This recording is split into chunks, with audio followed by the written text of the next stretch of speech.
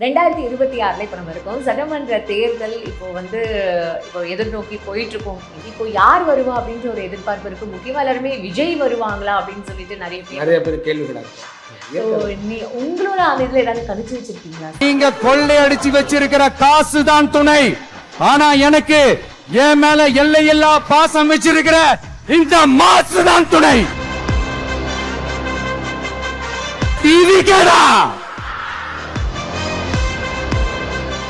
அது இது அப்படி இப்படின்னு எப்படி பார்த்தாலும் இதுதான் ஹிட்டான ஆஃபர். கடன், எதிரி, வம்பு, வழக்கு போன்ற நிலைய ரணம், ருணம், எதிரி, சாணம் ஒரு காண்டம் இருக்கு. அந்த ருணம், எதிரிகளால் ஏற்படக்கூடிய பிரச்சனைகள், கடன், வியாதியை கொடுக்கறது ஒரு காண்டம், தனிப்பட்ட காண்டம். ஓகே, இது எல்லாமே ஒரே காண்டத்துல வரும். அதை எடுத்து பார்த்தோம்னா உனக்கு கடன் இருக்கிற பிரச்சனைக்கு அந்த கடன் என்ன கடன் வருது, எப்படிப்பட்ட கடனா இருக்கு, அந்த ஓலைச்சொல்லி எழுதி வைக்கப்பட்டிருக்கு இல்லையா, ஒவ்வொருத்தவங்களுக்கும் ஒரு விதமான பரிகாரம் இருக்கு. எல்லாருக்கும் ஒரே மாதிரி பரிகாரம் வராது. சில கடன் அதிகமா இருக்குன்னா, நம்ம கும்பகோணம் பக்கத்துல திருவாரூர் போற வழியில சிறுசேரை அப்படின்னு ஒரு ஊர் இருக்கு. அங்க போனீங்கன்னா கடனோ வம்போ வழக்கோ பிரச்சனைக்குரிய தீர்வு அவர் எடுத்துக்கிட்டார். அந்த பிசினஸ் அமைஞ்சாலும் நமக்கு கடன் வம்பா வழக்கா இருக்கு, தீர்வு கிடைக்கல, ஏதோ சூனியம் இருக்கு அப்படிங்கிறதுக்கு நாங்க கும்பகோணம் பக்கத்துல ஐயாவாடிங்கிற பிரித்தியங்கர தேவி சொல்லுவோம். குழந்தைங்களுக்கு அப்படின்னு கேட்டீங்கன்னா குழந்தைங்க கிடைக்கல, புத்திர தோஷங்கள் வருது. அவருக்கு பேர் எத்தனையோ பெருமாள் பேர் இருக்கு. ஏன் வைத்திய வீரராக பெருமாள் போட்டிருக்காங்க? எப்பேற்பட்ட ஒரு மனநிலை சரியில்லை, மனநிலை சரியில்லை, உடல் ஆரோக்கியம் கெட்டு போச்சுன்னா போய் நின்னா சரி பண்ணிடுறாங்க. ஒரு சித்தர்களும் 3 லட்சம் ஆண்டு, 2 லட்சம் ஆண்டு, 1 வருஷம் ஆண்டு அப்படி வாழ்ந்திருக்கதான் சொல்றாங்க. 3000 ஆண்டுகள் வாழ்ந்த சித்தர்கள் இருக்காங்கன்றாங்க. அவங்களாம் மூலிகை உணவு எடுக்க மாட்டாங்கம்மா, மூலிகை உணவு சாப்பிட்டுட்டு வாழ்ந்திருக்கிறாங்க. பரிகாரங்கள் பண்றாங்க, சில பேர் பரிகாரம் பண்ணல, அப்பதான் அதுதான் கர்மம். சித்தர்கள்லாம் இப்போ நமக்கு தெரியாம, கண்ணுக்கு தெரியாம இன்னும் வாழறவங்க நம்ம கூட இருக்காங்களா? குறைந்த விலை, நிறைந்த தரம், தங்கள் தேவைகள் அனைத்தும் ஒரே இடத்தில். ஜெயச்சந்திரன். ஆன்மீக கிளிட்ஸ் நேயர்கள் அனைவருக்கும் வணக்கம். இன்னைக்கு நம்மளோட திருச்சிற்றம்பலம் அகத்தியர் நாடி ஜோதிடர் அவர்கள் தான் இணைஞ்சிருக்காரு. அவர்கிட்ட நாடி ஜோதிடம் பத்தி நிறைய விஷயங்கள், சந்தேகங்கள் எல்லாம் கேட்டு தெரிஞ்சுக்க போறோம். நிகழ்ச்சிக்கு போகலாம். ஐயா வணக்கம். வணக்கம்மா. இப்போ இந்த ஓலைச்சுவடியில நீங்க இவ்வளவு இதுவா சொல்லிட்டீங்கம்மா, இதெல்லாம் உனக்கு பிராப்தம் இருந்தாதாம்மா கிடைக்கும், ஓலைச்சுவடியும் உனக்கு பிராப்தம் இருந்தாதான் கிடைக்கும் அப்படின்னு சொல்றீங்க. அப்போ ஃபர்ஸ்ட் நான் கிடைச்சவங்களை பத்தி பேசுறேன். இப்போ எனக்கு கிடைச்சிருச்சு ஓலைச்சுவடி. இப்போ நான் உங்ககிட்ட கேட்கிறேன், சார் எனக்கு உத்தியோகம் எப்படி, எனக்கு கடன் பிரச்சனையா இருக்கு, எனக்கு எப்படி அப்படின்னா அதுக்கு எந்த மாதிரியான ஒரு பரிகாரங்கள் நீங்க சொல்வீங்க? அழகா சொல்லாங்க. கடன், எதிரி, வம்பு, வழக்கு போன்ற நிலைய ரணம், ருணம், எதிரி, சாணம் ஒரு காண்டம் இருக்கு. அந்த ருணம், எதிரிகளால் ஏற்படக்கூடிய பிரச்சனைகள், கடன், வியாதியை கொடுக்கறது ஒரு காண்டம், தனிப்பட்ட காண்டம் இருக்கு. ஓகே, இது எல்லாமே ஒரே காண்டத்துல வரும். அதை எடுத்து பார்த்தோம்னா உனக்கு கடன் இருக்கிற பிரச்சனைக்கு அந்த கடன் என்ன கடன் வருது, எப்படிப்பட்ட கடனா இருக்கு, இல்ல பூமி ரீதியான கடன் வருதா, இல்ல சொத்து வகையில பிரச்சனை அதனால பிரச்சனை ஏற்படும், இல்ல ஏமாந்துறியா, இல்ல வம்பு வழக்கால போய் கடன் வருதா, இது எல்லாம் தெரிஞ்சுக்கலாம். தெரிஞ்சுக்கிட்ட பிறகு அதுக்கப்புறம் சாந்தி காண்டம் ஒரு காண்டம் இருக்கு. இது எப்படி சொல்யூஷன் அப்படின்னு தனி சாப்டர். அதுல எடுத்து பார்த்தீங்கன்னா உங்களுடைய முன்மணியில என்ன பாவம் பண்ணிருக்கோம், அந்த பாவத்துக்கான அந்த ஜென்மத்துல என்ன பரிகாரம் பண்ணிருக்கியா, இல்ல அதுக்குன்னு எந்த காலகட்டத்தில் என்ன பரிகாரம் பண்ண போற அப்படிங்கிறது சோடையில் வருது. அதை எடுத்துக்கொள்ளக்கூடிய முழுமையான மனநிலையில் வரணும். அவங்களுக்கு அக்செப்ட் பண்ணிக்கணும். அந்த மனநிலை இல்லாத நிறைய பேர் வருவாங்க. காரணம் என்னன்னா அவங்களுடைய கர்மா தொலைக்க விடாது. இவன் என்ன சொல்றான், நான் என்ன கேட்கறது, அவன் போட்டுன்னுவான். போய் அடிபட்டு அவன் துன்பப்பட்டு கடைசி நிலையில அதுக்கான விதிக்கு உரிய நிவர்த்தி பண்ணும்போது என்ன ஆகும்னா, வினைக்குரிய நிவர்த்தி செய்யும்போது அப்போ வயசுக்கு கடந்து போயிடும். அவன் செய்து அவன் அடுத்த பிள்ளைங்களுக்கோ அவன் வம்சத்துக்காருக்கோ அவன் நல்லதை தேடிட்டு போகலாம். சில பேர் தேடவே முடியாத கடைசி வரைக்கும் வாண்டமான விவாதம் பண்ணியே காலத்தை ஓட்டிப்பான். சார், இப்போ நீங்க சொல்ற ஒரு விஷயம் ரொம்ப ஒரு எச்சரிக்கையான ஒரு விஷயமா கூட இருக்கு. கண்டிப்பா. அப்படி இருக்கும் பொழுது இப்போ நான் உங்ககிட்ட பரிகாரத்துக்கு வரேன்னு வச்சுக்கோங்களேன், நீங்க எந்த மாதிரியான ஒரு பரிகாரங்கள் சொல்வீங்கன்ற விஷயங்கள் வருதுன்னா, அந்த ஓலைச்சொல்லி எழுதி வைக்கப்பட்டிருக்கு இல்லையா, ஒவ்வொருத்தவங்களுக்கும் ஒரு விதமான பரிகாரங்கள். எல்லாருக்கும் ஒரே மாதிரி பரிகாரம் வராது. இது வரைக்கும் நீங்க என்ன பரிகாரம் இப்ப நாங்க சொல்லும் போது பாத்தீங்கன்னா, முன்வினையில சொல்லக்கூடிய விஷயங்கள்ல சில கடன் அதிகமா இருக்குன்னா நம்ம கும்பகோணம் பக்கத்துல திருவாரூர் போற வழியில சிறுசேரை அப்படின்னு ஒரு ஊர் இருக்கு. திருச்சேரி. அங்க போனீங்கன்னா கடனோ வம்போ வழக்கோ பிரச்சனைக்குரிய தீர்வு அவர் எடுத்துக்கிறார். இப்படி நாங்க சொல்றது உண்டு. கோயில்கள் ஆலய வழிபாடுகள் எடுத்துக்கிட்டு அந்த ஆலய வழிபாடுகள் எடுத்தோம்னா நம்மளால முடிஞ்ச அன்னதான தர்மங்களை செஞ்சுங்க அப்படின்னு வந்திருக்கு. நாங்க பார்த்துருக்கிறோம். என்னென்ன பரிகாரங்கள்? வேற ஒரு தொழில் சாரம் சரியில்லை, ஒரு தொழில் இது சரியா அமைய மாட்டேங்குது, அந்த பிசினஸ் அமைஞ்சாலும் நமக்கு கடன் வம்பா வழக்கா இருக்கு, தீர்வு கிடைக்கல, ஏதோ சூனியம் இருக்கு அப்படிங்கிறதுக்கு வந்து நாங்க கும்பகோணம் பக்கத்துல ஐயாவாடிங்கிற பிரித்யங்கர தேவி சொல்லுவோம். ஐயாவாடி சில பதவி உங்களுக்கு கிடைக்கணும்னா ஐயா மாடியை பயன்படுத்தினா நல்லா வந்துடும். சரி. ஏன்னா யாராவது தோஷம் பண்ணியிருந்தா அவங்களுக்கு தெரிஞ்சிடும். குழந்தைங்களுக்கு அப்படின்னு கேட்டிங்கன்னா குழந்தைங்க கிடைக்கல, புத்திர தோஷங்கள் வருது அப்படின்னா பரிகாரத்தில் வரதை சொல்கிறேன். அப்போ நீங்கள் இங்கேருந்து சேத்தியோத்தப்பை தாண்டி போனீங்கன்னா கும்பகோணம் பக்கத்தில் ஒரு ஊர் இருக்கும். அதாவது அந்த சந்தான கிருஷ்ணன் சொல்லிட்டு, சந்தான கோபால கிருஷ்ணன் சொல்லிட்டு போவராயர் சாமி, அதை ஸ்ரீமுட்டனம் அப்படின்னு சொல்லுவாங்க. அந்த இடத்துக்கு போனால் அங்கே இருக்கிற அரசு மரம் இருக்குது. அந்த அரசு மரத்தை சுற்றிட்டு அந்த சந்தான கிருஷ்ணனை போய் குழந்தை வடிவில் இருப்பாங்க. அவங்க உங்கள் பட்டு புடவை கட்டி அந்த பட்டு புடவையோட தேர்ந்து போயிட்டு நின்னீங்கன்னா அந்த மடியில் கொடுத்து தாளாட்டுவாங்க. அந்த தாளாட்டும் போது அந்த ஆண் சந்தானமே கிடைக்கிறதா நமக்கு ஐதீகம் இருக்குது. இந்த மாதிரி நிறைய சக்சஸ் ஆயிருக்கு, வெற்றி அடைஞ்சிருக்கு. இது சுவடையில சொன்ன பரிகாரங்கள், நாங்க சொல்றது இல்ல. இப்போ நீங்க கேட்கறதுனால சொல்றீங்க. இல்ல சார், ரொம்ப அழகா சொல்றீங்க. இப்போ நீங்க சொன்ன பரிகாரங்கள் எல்லாமே இல்ல, ஆலய வழிபாடு இதெல்லாம் நீங்க போய் பண்ணிட்டீங்க அப்படின்னு சொல்றது எல்லாருக்குமே அந்த கோவிலுக்கு போறது மனசு திருப்தியா இருக்கும், ஆலய வழிபாடு பண்றதும் மனசு திருப்தியா இருக்கும். இது தவிர இந்த பரிகாரம் எல்லாம் எப்படி சாமி என்னால பண்ண முடியும் அப்படின்னு கேட்கிற மாதிரி ஏதாவது கேட்கிற மாதிரி அப்படி எல்லாம் செய்யற மாதிரி ஒவ்வொருத்தவங்கள தகுதியை பொறுத்து தான் பரிகாரமே வரும். ஒண்ணுமே இல்லாதவங்க அவங்களால செய்ய முடியாது அப்படின்னா கணபதி போய் பாரு, மாரியம்மாளை பாரு, நம்ம கோயில் நம்ம குலதெய்வ வழிபாடுகள் கோயில போய் செஞ்சு நம்ம எந்த குலதெய்வம் வழிபடுறோமோ அதை பாரு. இல்லை அதுக்கு ஆல்டர்னேட்டிவ் தெய்வங்கள் இருக்கு, அதை போய் பாரு. இல்லை வெத்தலை வச்சுக்க, பூ வச்சுக்க, கொண்டு போய் வெத்தலையை வச்சு எலுமிச்சம் எடுத்து வச்சு போடு, நெய் தீபம் போடு, இல்லை பைரவர் தீபம் போடு, ஏதாவது அப்படிதான் இல்லாதப்பட்டவங்களுக்கும் சொல்லி பரிகாரம் சொல்றோம். சோ இருக்கப்பட்டவங்களுக்கும் கோயிலுக்கு போகும், இல்லாதவங்களுக்கும் உங்க வீட்டு பக்கத்துல இருக்கிற வழியப்பட பண்ண அதை சொல்லிட்டு இருக்கு. அந்த சுலபத்தை சொல்லு, அதை பத்தின பேசிக்கிட்டே இரு. இவ்வளவுதான் வந்து சித்தர்களோட வழிபாடு. ஆமா, இருக்கப்பட்டவங்களுக்கு பெரிய பரிகாரமா வரும். யாகம் பண்ணுவாங்க, அவ பெரிய யாகங்களை வந்து வேள்வியா பண்ணுவாங்க.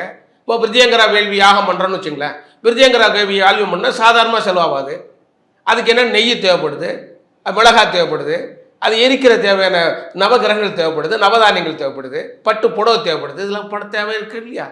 அப்ப செலவுகள் வரதானே செய்யும். அது வந்து யாகங்களுக்கு அதான வழி. கரெக்ட். சோ இதெல்லாம் வந்து ஒரு பெரிய பெரிய விஷயங்கள். யாருக்கிட்ட பைசா இருக்கோ அவங்க செய்ய வேண்டிய சில காரியங்கள் விருப்பப்பட்டால் செய்யலாம், வேணாம்னா வேணாங்கன்ட்டு போயிடலாம். ஸோ எல்லாமே வந்து இங்க வழிபாடுன்றது கோவிலுக்கு போங்க, போய் அந்த சாமியை பார்த்துட்டு அவர் வந்து அது முனிவர்கள் மட்டும் இல்லைங்கம்மா, பழைய ஆளுங்க அந்த காலத்தில் இருந்தவங்களும் என்ன பண்ணியிருக்காங்கன்னா ஒவ்வொரு கோயில்களும் ஒவ்வொரு விதமான கோயில் பண்ணிட்டாங்க. நீங்கள் திருவள்ளூரில் பாரு ஒரு கோயில் இருக்கும், வைத்திய வீரராக பெருமாள். நல்லா யோசிக்கணும், அவருக்கு பேர் எத்தனையோ பெருமாள் பேர் இருக்கு, ஏன் வைத்திய வீரராக பெருமாள் போட்டிருக்காங்க? எப்பேற்பட்ட ஒரு மனநிலை சரியில்லை அப்படின்னு, மனநிலை சரியில்லை, உடல் ஆரோக்கியம் கெட்டு போச்சுன்னா போய் நின்னா சரி பண்ணிடுறாங்க. ஒவ்வொரு ஸ்தலத்திலையும் ஒவ்வொரு விதமான நன்மைகள் இருக்கு. ஒவ்வொரு செயலும் எப்படி வந்து நோய்க்கு மருந்துகள் டாக்டர் வந்து தனித்தனியாக படிப்பு வச்சாங்களோ கோயில்களையும் அப்படித்தான் வச்சிருக்காங்க. திருப்பதி போய் வந்தால் திருப்பம் ஏற்படும்ன்றானே, அப்போ ஏன் சொல்றாங்க சொல்லுங்க? அப்போ அங்கே கோயிலுக்கு மட்டும் ஏன் குறிப்பாக சொல்றாங்க? அங்கே விஷயம் இருக்கு. அந்த தெய்வத்தை கையேந்து வரும்போது நீ வரும்போதே உனக்கு நல்லது நடக்க ஆரம்பிச்சிடுது. இப்போ ஏன் நீங்க வந்து இப்போ எல்லாரோட கேள்வியும் என்ன இருக்கு தெரியுமா? ஏன் இந்த கோவில்ல மட்டும்தான் சாமி இருக்கா, இங்கேயே அந்த கோயிலுக்கு நான் போகணும், அங்கே போகக்கூடாது, அங்கே போகக்கூடாதுன்னா ஒரு கோயில் ஒத்து போகும், ஒரு சில பேர் கோயில் ஒத்து போகாதுமா. இது யாருக்கும் தெரியாது மனித குலத்துக்கு. அது புரிஞ்சுக்கிற அந்த ஒரு அதுதான் மனித குலத்துல வேகம், அவங்களுக்கு ஆசை, அவங்களுக்கு எண்ணம். நீங்க பாருங்களேன், ஒரு வண்டி போச்சுன்னா பின்னாடி அந்த வண்டி ஓரங்காட்டி ஓவர்டேக் பண்ணி போறதா அவனுக்கு யோகம். இனி அவன் போகட்டும், பின்னாடி போக மாட்டான். அவன் காரணம் ஏதோ ஒரு இலக்கு அடையணும்னு போறான், அவன் மாட்டிப்பான்.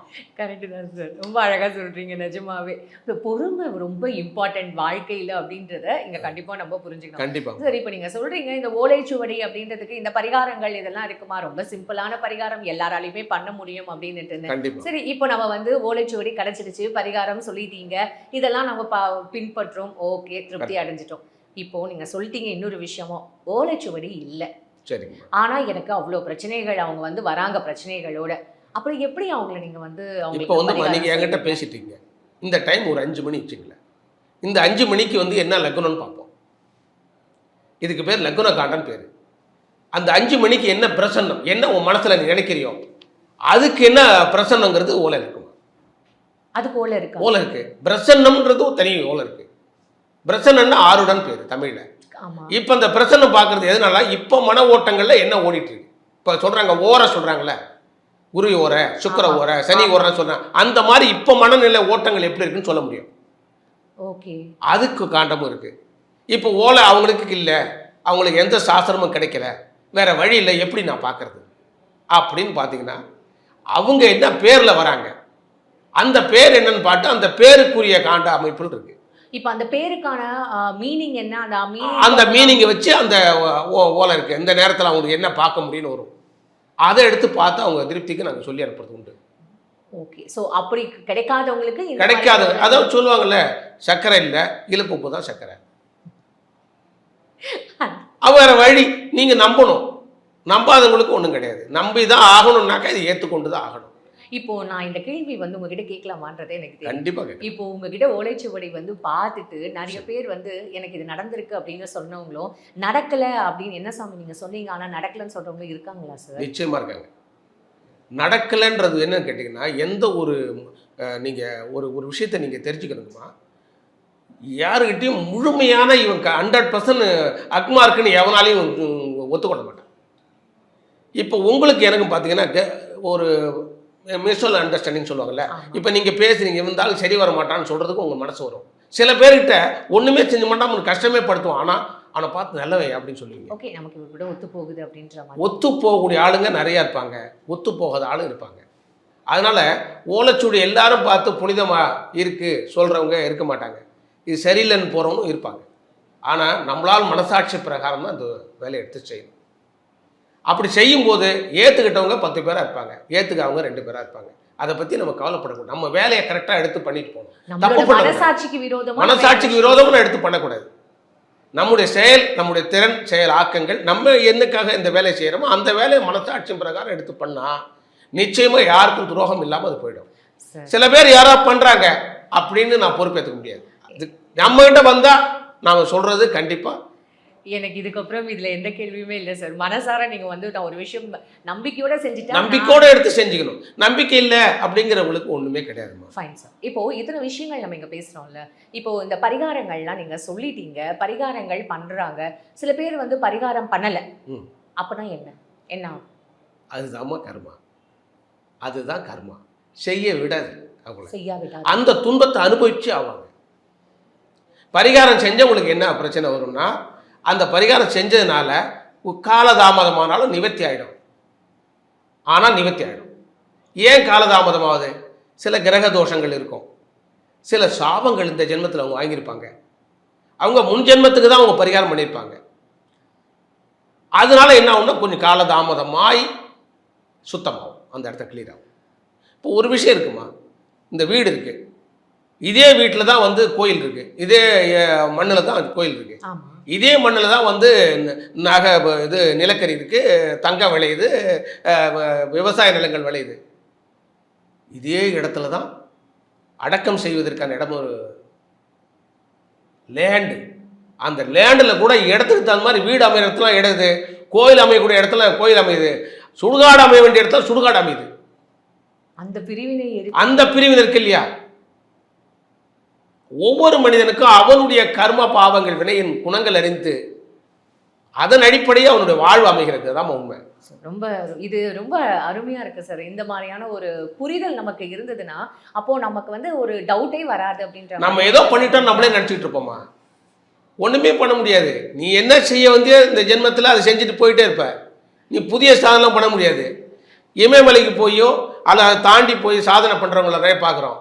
ஆனால் ஒரு விஞ்ஞானபூர்வமான ஒரு விஷயத்தை எடுத்து ராக்கெட்டை பறக்க விட்றான் பாருங்க, அவனும் விஞ்ஞானி தான், அவனும் மனுஷன்தான். எல்லாத்தையும் பார்த்துட்டு சாப்பிட்டு சந்தோஷமா அனுபவிச்சுட்டு காலத்தை போட்டுருவனும் மனுஷன்தான். இயற்கை இது ஒன்றும் பண்ணிட முடியாது. ஆகையினால யார் எந்தெந்த வினையின் அடிப்படையில் அவன் பிறந்து வருக்கான அதை அனுபவிச்சு ஆவான். சார் இப்போ இந்த ஓலைச்சுவடி நம்ம பேசிட்டு இருக்கோம்ல, இந்த ஓலைச்சுவடிகள் எல்லாம் இப்போ எத்தனை வருஷத்துக்கு முன்னாடி இருக்கு சார்? அதை கணக்கு பண்ண முடியும்? அது வந்து ஒரு 2500 ஆண்டுகளுக்கு முன்னாடி சொல்றாங்கம்மா. எப்பயுமே இந்த ஜென்மத்தில் அவங்க வந்து ஒரு சித்தர்களும் வந்து 3 லட்சம் ஆண்டு, 2 லட்சம் ஆண்டு, 1 வருஷம் ஆண்டு அப்படி வாழ்ந்துருக்கதா சொல்றாங்க. 3000 ஆண்டுகள் வாழ்ந்த சித்தர்கள் இருக்காங்கன்றாங்க. அவங்களாம் மூலிகை உணவு எடுக்க மாட்டாங்கம்மா, மூலிகை உணவு சாப்பிட்டுட்டு வாழ்ந்துருக்கிறாங்க. அவங்கள தியானம் தான், அவங்க மெடிச்சது, அதாவது யோகாசனம் தான்.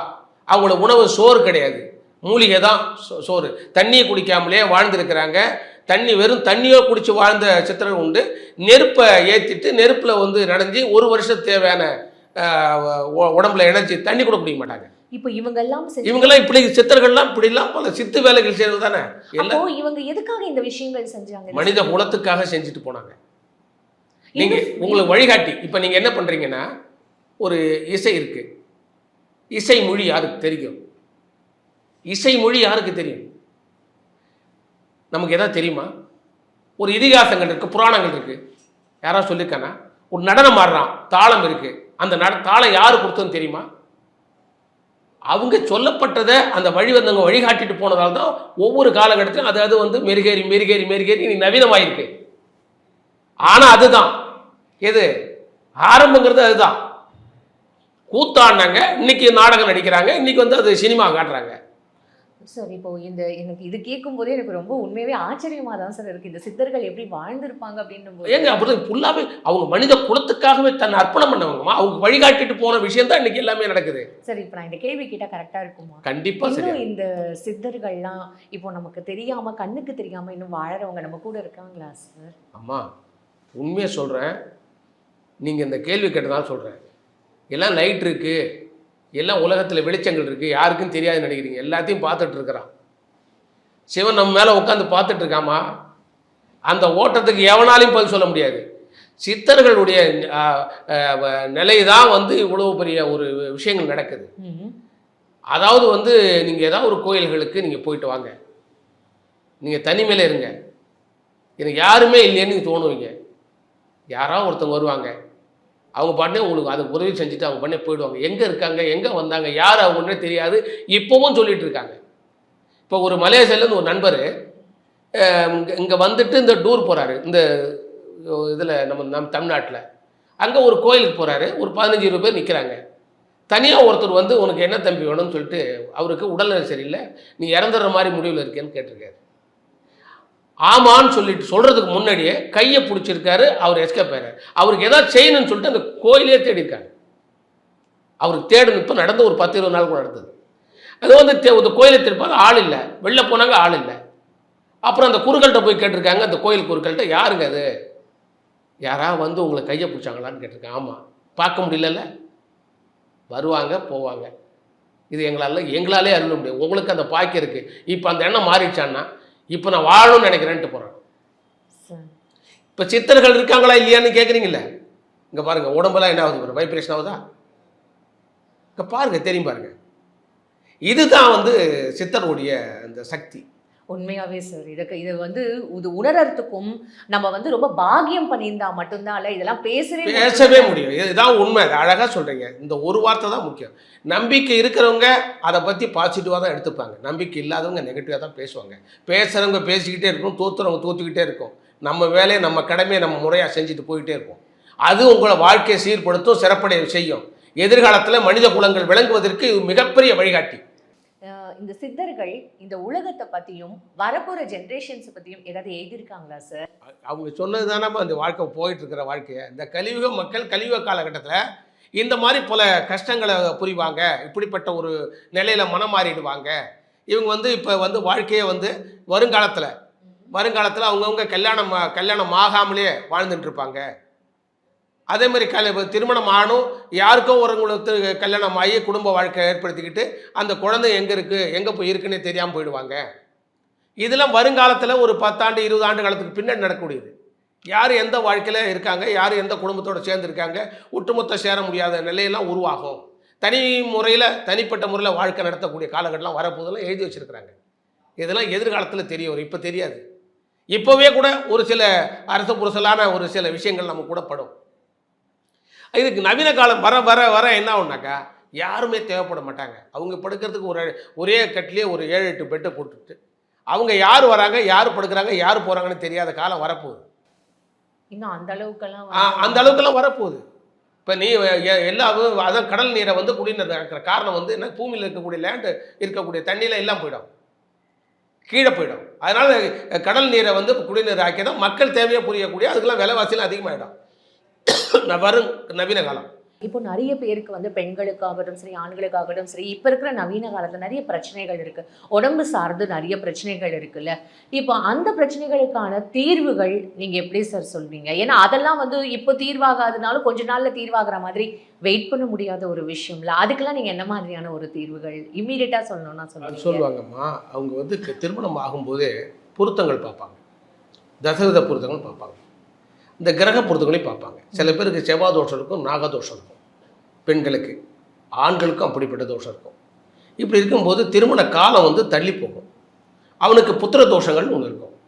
இந்த புத்திர தோஷங்கள் இருக்குது, கலத்திர தோஷம், தார தோஷம் இருக்குது. அப்படிங்கிறது காலம் 30 வயசை கடந்து அவங்களுக்கு திருமண வாழ்க்கை அமையும். அப்படி அமைகிற போது அவங்களுக்கு புத்திர கல்யாணம் ஆகிட்ட பிறகு குழந்தை பாக்கியத்தில் காலதாமதம். அப்போ குழந்தை பாக்கியத்தில் காலதாமதம் ஏன் ஏற்படுது அப்படின்னா, அவனுக்கு ஏதோ ஒரு தோஷம் இருக்குது, புத்திர தோஷம் தோஷம். சரி. அப்போ கரு உண்டாகும், கரு சிதைவு ஏற்படும்.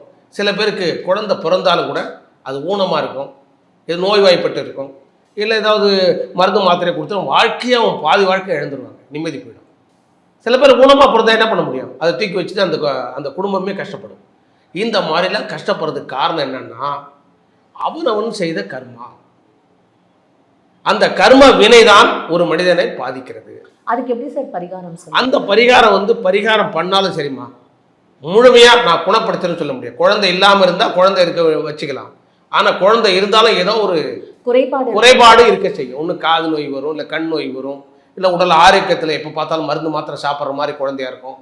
அதுக்கு என்ன சார் பரிகாரம்? அதுக்கெல்லாம் வந்து ஒட்டுமொத்தமாக ஒரு முழு நிலைகளில் வரக்கூடிய சாந்தி காண்டம்னு ஒரு காண்டம் இருக்கு. அந்த காண்டத்தில் அந்த கர்ம வினைக்குரிய பரிகாரம் என்னன்னு சொல்லுவாங்க. அதை நம்ம பார்த்து அவங்களுக்குரிய பரிகாரம் எடுத்துக்கணும். இப்போ ஒட்டுமொத்தமாக நான் ஒரு பரிகாரத்தை சொல்றது வேற, ஒட்டுமொத்தமாக அந்த தமிழ்நாட்டுக்கே ஒரு பரிகாரம் சொல்லணும் அது வேற. ஆனால் தனிப்பட்ட முறை அவங்களுடைய கர்மாங்கிறது அவங்களுக்கு மட்டும் தானே போய் சேருது. அவங்க கர்மா அவங்க வினையை அறிஞ்சு அதுக்குரிய நிவர்த்தி பண்றது அந்த மாதிரி இருக்கு. செய்யும் போது நாங்கள் நிறைய செஞ்சிருக்கிறோம், நல்ல பலிதமாயிருக்கு. நிறைய பேருக்கு 27-30 வருஷம் குழந்தை இல்லாமல் கூட குழந்தை இருக்கு. 2 பேருக்கும் பிரச்சனையா இருக்கும், பரிகாரம் சொல்லி போய் பரிகாரம் பண்ணிட்டு வந்துருவாங்க, 2 பேரும் ஒன்னாயிடுவாங்க. சில பேர் கேஸ் நடந்திருக்கும், 2 பேரும் ஒரே வீட்டில் குடும்பம் இருப்பாங்க, அவங்க போய் திரும்ப கோர்ட்டு கேஸ் அலைவாங்க, அவங்களுக்கும் அது சரியா இருக்கும். இந்த பரிகாரத்தை பண்ணிட்டு 2 பேரும் ஒன்னா வாழ்ந்துருக்குது நான் பார்த்துருக்கிறேன். நிறைய காரியங்கள் நல்ல காரியங்களை பார்த்துருக்க முடியுமா நான் சொல்லி அது தெரியுது. நீங்கள் அனுபவம் பண்ணும்போது தான் சரி, யாரா ஒருத்தவங்க இந்த மீடியா பார்த்துட்டு இருக்கவங்க கண்டிப்பா சார்கிட்ட நான் பார்த்தேங்க, அவர் சொன்னது கரெக்டு தான் சொல்றதுக்கு வாய்ப்பு இருக்கு. உண்மைதான் சார். இது எல்லாருக்கிட்டையும் நம்ம திருப்திப்பா நான் பண்ணுவேன் ஏன் சொல்ல முடியுமே தவிர செயல்பட்டு அவங்க அனுபவம் சொல்றதா நமக்கு பலன். கண்டிப்பா 2026 இப்போ நம்ம இருக்கோம், சட்டமன்ற தேர்தல் இப்போ எதிர்நோக்கி போயிட்டு இருக்கோம். இந்த காலகட்டத்தில் எல்லாருமே எதிர்பார்க்குற ஒரு விஷயம், யார் தான் இப்போ அடுத்ததாக வருவா? ஏன்னா திமுகன்னு இத்தனை வருஷம் நம்ம வந்து பார்த்துட்டு தான் கடந்து வந்திருக்கோம். இப்போ யார் வருவா அப்படின்ற ஒரு எதிர்பார்ப்பு இருக்கு. முக்கியமா எல்லாருமே விஜய் வருவாங்களா அப்படின்னு சொல்லிட்டு நிறைய பேர் கேள்விகளா இருக்கும். உங்களோட அந்த இதில் ஏதாவது கணிச்சு வச்சிருக்கீங்களா சார்? எங்களுடைய கணிப்புன்னு சொல்லமா, இது சுவடி சொல்லக்கூடிய விஷயங்கள், சித்தர்கள் வழி வந்தவங்க சொல்கிற விஷயங்கள் இருக்குது. இந்த நாட்டை ஆள்றவங்களுக்குன்னு தனி ஒரு அமைப்பு இருக்குது, எல்லாருமே ஆள்ற முடியாது. ஆமாம் சார். இப்போ நம்ம எடப்பாடியார் இருக்கார் இல்லைங்களா, அவர் ஆட்சியில் வரும்போது அவர் யாருன்னே தெரியாத காலகட்டத்தில் அவர் முதலமைச்சரே வந்திருக்காரு. இதுதான் கட்டம். யாருன்னே தெரியாது, ஃபேமிலியர். இப்போ அந்த அம்மாவை தெரிஞ்சிருக்கோம், அவரு தெரியல. ஆனால் அவர் வர முடியுது அப்படின்னாக்கா அது கட்டம். ஆண்டவங்க ஆளுவாங்க அப்படின்னு ஒரு விஷயம் இந்த 2026 வருது. ஆண்டவங்க ஆளுவாங்கன்னு ஒரு விஷயம் இருக்குது. இது எப்படி எடுத்துக்கிறதுனே தெரியல.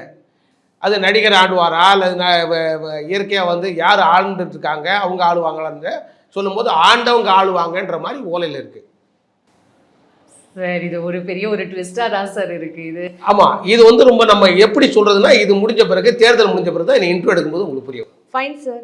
இவ்வளோ நேரம் எங்களுக்கு நிறைய சந்தேகங்களை நீங்கள் தீர்த்து வச்சிங்க. உண்மையாகவே நாடி ஜோதிடம்னா என்ன அப்படின்னுட்டு பல மக்களுக்கு வந்து புரியாமல் இருக்கும்.